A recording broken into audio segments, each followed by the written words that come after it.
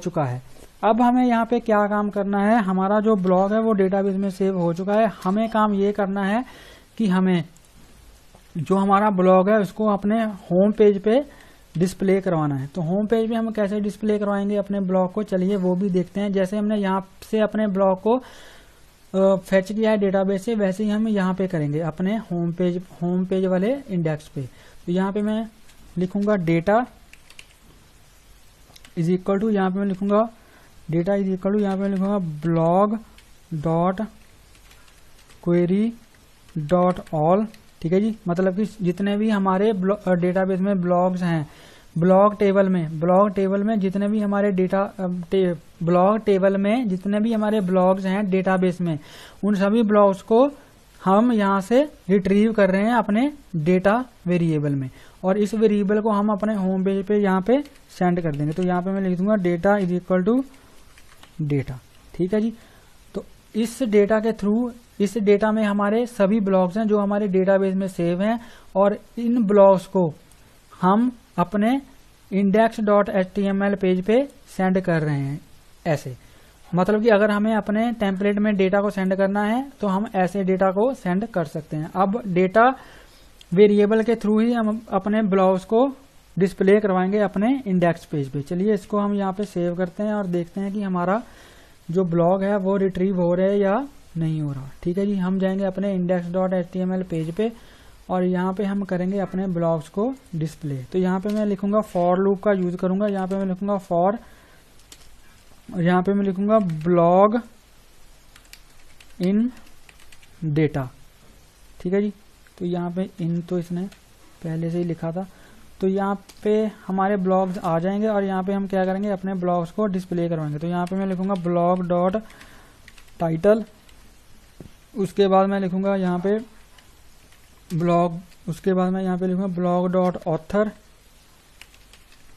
ठीक है जी, उसके बाद मैं लिखूंगा यहाँ पे ब्लॉग डॉट कंटेंट, उसके बाद मैं लिखूंगा यहाँ पे ब्लॉग डॉट पब्लिश डेट PUB_डेट। यही है ना हमारे फॉर्म का, हमारे फील्ड का नेम। एक बार चेक कर लेता हूँ, PUB अंडरस्कोर डेट। ठीक है जी, PUB_डेट। तो चलिए इसको सेव करते हैं और हम जाएंगे अपने होम पेज पे। ये हमारा होम पेज पे जब हम जाएंगे तो देखते हैं कि हमारा जो ब्लॉग है वो डिस्प्ले हो रहा है या नहीं हो रहा। अभी हमने एक ही ब्लॉग को पोस्ट किया है, लेकिन हमने इस फॉर्म के थ्रू नहीं ब्लॉग को पोस्ट किया, हमने टर्मिनल में जाके ब्लॉग को पोस्ट किया है। आई थिंक ये होम का जो बटन है वो काम नहीं कर रहा है। चलिए इसको भी काम करवा देते हैं। यहाँ पे जो हमारा होम है, यहाँ पे हम लिखें, यहाँ पे हम स्लैश को पास कर देते हैं। ठीक है जी, ताकि हमारा स्लैश URL पे जाए और ये होम पेज को यहाँ पे डिस्प्ले करवाए। चलिए इसको देखते हैं।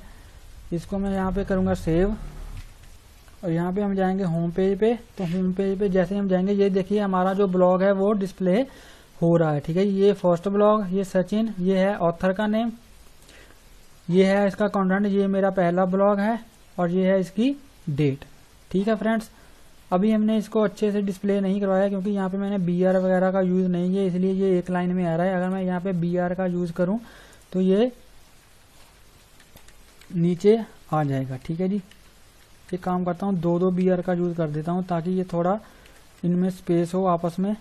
ठीक है जी, तो यहाँ पे मैंने ऐसे कर दिया और डेट की जरूरत नहीं है। चलो इसको ऐसे ही छोड़ देते हैं। अब इसको जैसे मैं यहाँ पे रिफ्रेश करूंगा तो ये देखिए हमारा जो ब्लॉग है वो डिस्प्ले हो रहा है। ठीक है जी, अभी हमने क्या काम किया है, हमने यहाँ पे टर्मिनल के थ्रू अपने ब्लॉग को पोस्ट किया है, लेकिन मैं क्या चाहता हूँ कि जो यूजर है यहाँ से ब्लॉग को पोस्ट कर पाए। तो अब हम क्या करेंगे, यहाँ से यूजर ब्लॉग के डेटा को यहाँ से एंटर करेगा और जैसे ही पोस्ट पे क्लिक करेगा तो हमारा जो ब्लॉग है वो यहाँ पे होम पेज पे हमें डिस्प्ले होना चाहिए। तो चलिए देखते हैं कि वो हम कैसे करेंगे। हम जाएंगे अपनी app.py फाइल में और यहाँ पे जो हमारा ब्लॉग का जो पेज है, ठीक है, यहाँ पे जो ये हमारा ब्लॉग का पेज है, तो इसमें हम करेंगे अपने डेटा को हैंडल, जो भी यूजर फॉर्म के थ्रू यहाँ पे डेटा को सेंड करेगा।